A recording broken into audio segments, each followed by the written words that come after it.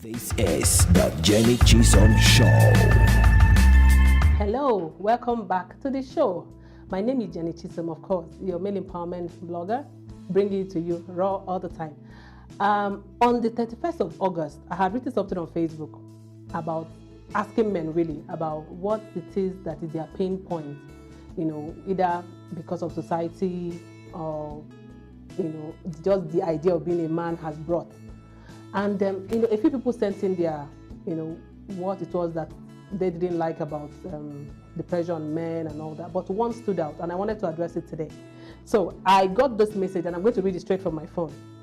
The guy said, "This is in response to your post about deepest pain as a man." Well, my deepest pain as a man is when our society, our women start expecting a man to behave in a stereotype passed down to them by their mothers. And they come up with cliches such as, "Are you not a man? You are a man now. As a man, you're expected not to speak up and say your opinion when a woman is verbally abusing you. So all you do is just be quiet and walk away.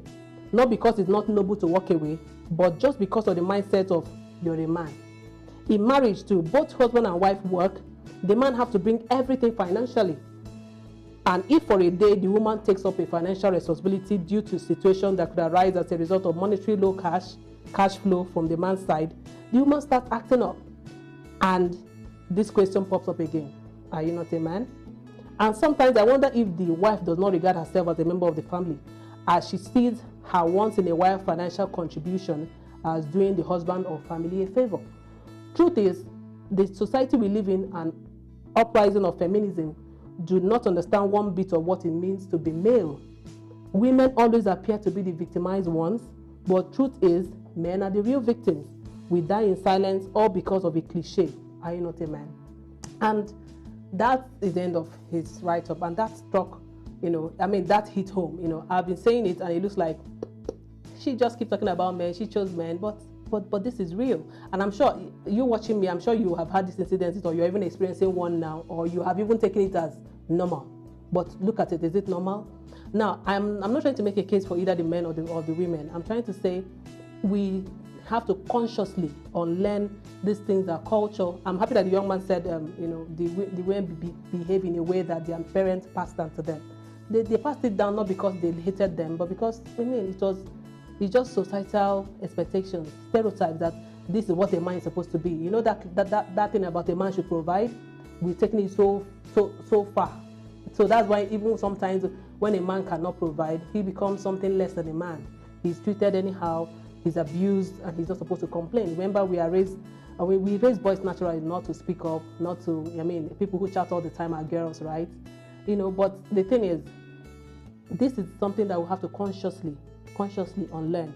For me, if you're married and you have this situation, I would think that you as a man should take the lead. Bring up this discussion, you and your wife. And because no two marriages are the same. No matter what society does, if it's not working for you, it's not working for you.